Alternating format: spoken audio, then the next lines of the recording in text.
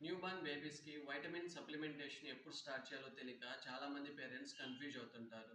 Delivery అయిన as soon as possible గానీ, లేదా వితిన్ 1 వీక్‌లో గానీ వైటమిన్ డి సప్లిమెంటేషన్ స్టార్ట్ చేయాలన్నమాట. బ్రెస్ట్ ఫీడింగ్ ఇస్తున్న బేబీస్‌కి గానీ, పార్షియల్ బ్రెస్ట్ ఫీడింగ్ ఇస్తున్న బేబీస్‌కి గానీ vitamin D supplementation 400 international units per డేకి ఖచ్చితంగా ఇవ్వాలన్నమాట. అందరికీ జింకోవిట్ సిరప్ గానీ, కాల్షియం సిరప్ గానీ ఇవ్వాల్సిన అవసరం లేదు అన్నమాట. ఎక్కడ గైడ్‌లైన్స్ లేవు.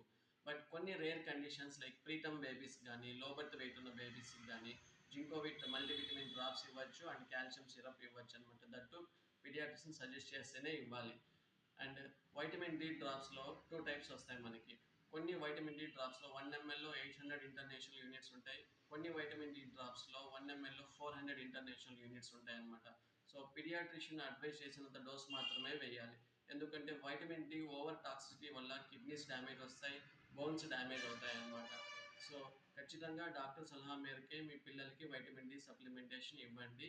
And Zincovit supplementation, calcium syrup supplementation doctor advice చేస్తేనే ఇవ్వండి అనమాట.